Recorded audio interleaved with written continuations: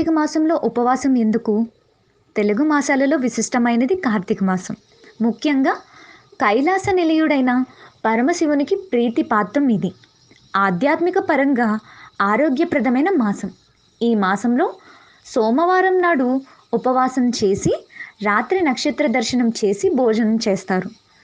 కార్తీక మాసమంతా దైవనామ స్మరణతో మార్మోగిపోతుంటుంది. కార్తీక మాసంలో భగవంతుని పూజించేందుకు పెద్ద క్రతువులేమీ చేయవలసిన అవసరం లేదు. కోరి ఖర్చు పెట్టాల్సిన అవసరం కూడా లేదు. కావాల్సిందల్లా నిష్ఠ, పాటించాల్సిందల్లా నియమం. అలాంటి ఒక నియమమైన ఉపవాసం గురించి ఇప్పుడు తెలుసుకుందాం. కార్తీక మాసంలో వచ్చే ఏ సోమవారం నాడైనా సరే స్నాన జపాదులను ఆచరించిన వాడు 1000 అశ్వమేధాల ఫలాన్ని పొందుతాడు. అలాగే శివ సాయుధ్యాన్ని పొందుతారని కార్తీక మహాపురాణం చెబుతుంది. మరియు అష్టైశ్వర్య ప్రాప్తి కలుగుతుందని ధర్మసింధువు గ్రంథం తెలుపుతున్నది. కార్తీక మాసంలో వచ్చే ప్రతి సోమవారం నాడు ఉపవాసాన్ని ఆచరించి రాత్రి నక్షత్ర దర్శనానంతరమే భోజనాన్ని చేసిన వారు శివ సాయుధ్యాన్ని పొందుతారని కార్తీక మహాపురాణం చెబుతుంది. ఆధ్యాత్మికంగాను ఆరోగ్యపరంగాను మన పెద్దలు ఉపవాసానికి ఇచ్చిన ప్రాధాన్యత అంతా ఇంత కాదు. ఎలాగైతే వారం వారం మనం సెలవు తీసుకుంటామో అలాగే మన జీర్ణ వ్యవస్థకు కూడా వారానికి ఒకరోజు సెలవు ప్రకటించమని ప్రకృతి వైద్యులు ఎప్పటి నుంచో చెబుతున్నారు. వారానికి ఓసారి ఉపవాసం ఉంటే మన జీర్ణ వ్యవస్థ తిరిగి శక్తిని పుంజుకునేందుకు తగిన అవకాశాన్ని ఇచ్చిన వారవుతాము. అంతేనా, మనం తినే ఆహారాన్ని జీర్ణం చేసుకునేందుకు శరీరం ఎంతో శ్రమించాల్సి ఉంటుంది. ఆహారం తీసుకున్న వెంటనే మగతగా అనిపించడానికి ఇదే కారణం. అలా కాకుండా ఒక రోజంతా కనుక శరీరాన్ని తన మానాన వదిలేస్తే దానికి ఉన్న రక్షణ వ్యవస్థను మెరుగుపరుచుకోవడానికి ఆ సమయాన్ని వినియోగించుకుంటుంది. శరీరంలోని మూలలా ఉన్న దోషాలను ఎదుర్కొని అవి రుగ్మతులుగా మారకుండా చూస్తుంది. ఉపవాసము, ఏకభక్తము, నక్తము, అయాచితము, స్నానము, తిలాదానము. ఉపవాసము శక్తిగల వారు కార్తీక సోమవారం నాడు పగలంతా అభోజనం అనగా ఉపవాసంతో గడిపి సాయంకాలమున శివాభిషేకం చేసి నక్షత్ర దర్శనానంతరమున తులసీ తీర్థము మాత్రమే సేవించాలి. ఏకభక్తము సాధ్యం కాని వాళ్ళు ఉదయం స్నానదాన జపాలను యథావిధిగా చేసుకుని మధ్యాహ్నమున భోజనం చేసి రాత్రి భోజనానికి బదులు శైవ తీర్థము, తులసీ తీర్థము మాత్రమే తీసుకోవాలి.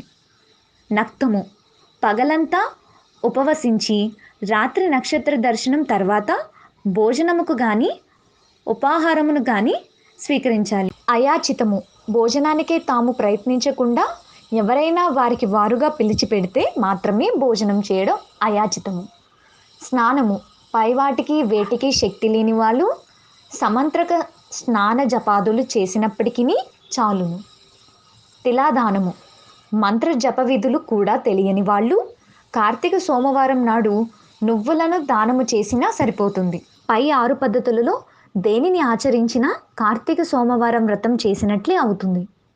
ఈ వ్రతాచరణము వలన అనాథలు, స్త్రీలు కూడా విష్ణు సాయుధ్యమును పొందుతారు.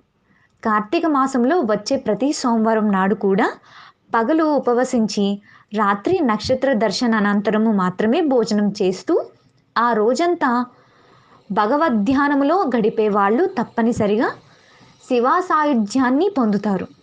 సోమవార వ్రతాన్ని చేసేవాళ్ళు నమక చమక సహితంగా శివాభిషేకమును చేయుట ప్రధానమని తెలుసుకోవాలి.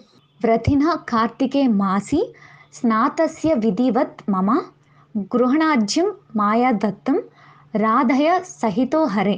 ఈ మంత్రాన్ని చెప్పిన తరువాత తూర్పు ముఖంగా నిలబడి ఒక గిన్నెలో నీటిని నింపి ఆ నీటిని తులసి మొక్కకు పోయాలి. మానసికంగా కూడా దాని ప్రభావం అమోఘం. మనం తినే ఆహారం మన ఆరోగ్యాన్ని, మనసుని కూడా ప్రభావితం చేస్తుందని ప్రాచీన వైద్యం చెబుతుంది. ఒక రకంగా చెప్పాలంటే మనం తినే ఆహారమే మన ఔషధం. విపరీతమైన కారం తింటే ఒక రకమైన ఆలోచన కలుగుతుంది. విపరీతమైన పులుపు తింటే మరో రకమైన ఆలోచనలకు ప్రోత్సాహం ఉంటుంది. అందుకే మనస్ఫూర్తిగా దైవాన్ని తలుచుకునేందుకు అన్ని మతాల వారు ఉపవాసాన్ని ప్రోత్సహించారు. కడుపులో ఎలాంటి ఆహారం లేనప్పుడు భగవన్నామ స్మరణ చాలా ప్రభావవంతంగా ఉంటుంది. హైందవ ఆచారాలలో కూడా ఏదో ఒక సందర్భంగా ఉపవాసాలను జోడిస్తూనే వచ్చారు. కనీసం 15 రోజులకు ఒక్కసారన్నా ఉపవాసం ఉండేలా ఏకాదశి నాడు ఉపవాసం ఉండమని సూచించారు. అది ఇది కాదంటే కనీసం కార్తీక సోమవారాల్లో అయినా ఉపవాసం ఉండమని చెబుతున్నాయి మన శాస్త్రాలు. కార్తీక మాసంలో నీటి మీద చంద్రుని కిరణాల ప్రభావం అధికంగా ఉంటుందంటారు. ఇలా చంద్రకిరణాలను సోకిన నీటితో స్నానం చేయడం వలన అనేక వ్యాధులు నయమవుతాయని చెబుతారు. సూర్యోదయానికి ముందుగానే స్నానం చేయమని సూచించడం వెనుక ఇదే అంతరార్థం కావచ్చు. కార్తీక మాసంలో శివునికి వేటితో అభిషేకం చేస్తే ఎలాంటి ఫలితాలు ఉంటాయో ఇప్పుడు తెలుసుకుందాం. కార్తీక మాసం పరమశివునికి ప్రీతికరమైన మాసం. కార్తీక మాసం అన్ని రోజులలో వేకువజాముననే నిద్రలేచి సూర్యోదయంలోగా స్నానమాచరించి విభూతిని ధరించి శివాలయమునకు వెళ్ళి కార్తీక దీపం వెలిగించి పరమశివుని అభిషేకమును దర్శించి తీర్థమును తీసుకుని ఇంటికి వచ్చి కార్తీక పురాణం కథను చదువుకుని ఆ తరువాత మిగిలిన కార్యక్రమాలను ఉపక్రమించాలి. అలాగే సాయంత్రం వేళ కూడా వీలైతే దేవాలయాలలో లేని పక్షంలో ఇంటి వద్ద కార్తీక దీపం తప్పక వెలిగించాలి. కార్తీక సోమవారాలు కోటి సోమవారం, కార్తీక పౌర్ణమి పర్వదినములలో ఉపవాసం ఉండటం శ్రేష్టం. ఆ పర్వదినములలో దీపదానం, సముద్ర స్నానం పుణ్య ఫలితాన్ని ఇస్తుందని పెద్దల ఆలోచన. పరమశివుడు అభిషేక ప్రియుడు.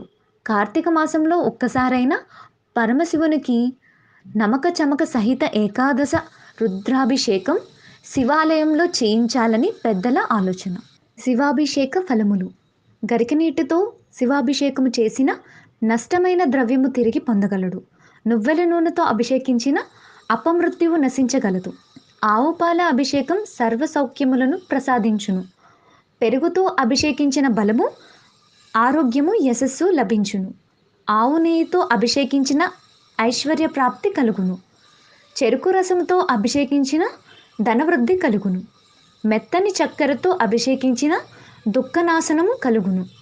మారేడు బిల్వదళ జలము చేత అభిషేకము చేసిన భోగభాగ్యములు లభించును. తేనెతో అభిషేకించిన తేజోవృద్ధి కలుగును. పుష్పోదకము చేత అభిషేకించిన భూలాభము కలుగును. కొబ్బరి నీటితో అభిషేకము సకల సంపదలను కలిగించును. రుద్రాక్ష జలాభిషేకము సకల ఐశ్వర్యములనిచ్చును. భస్మాభిషేకంచే మహాపాపాలు నశించును. గంధోదకము చేత అభిషేకించిన సత్పుత్ర ప్రాప్తి కలుగును. బంగారపు నీటితో అభిషేకము వలన ఘోర దరిద్రము నశించును. నీటితో అభిషేకించిన నష్టమైనవి తిరిగి లభించును.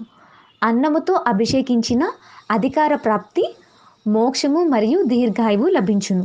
శివ పూజలో అన్నలింగార్చనకు ప్రత్యేక ప్రాధాన్యత కలదు.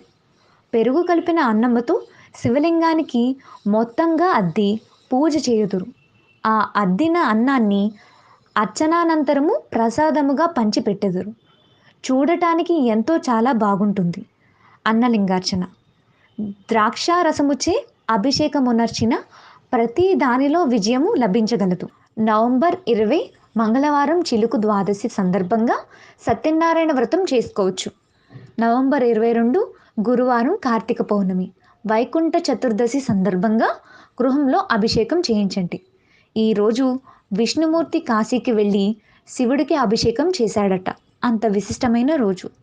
సాయంత్రం శివాలయంలో జ్వాలా తోరణ కార్యక్రమంలో పాల్గొనండి.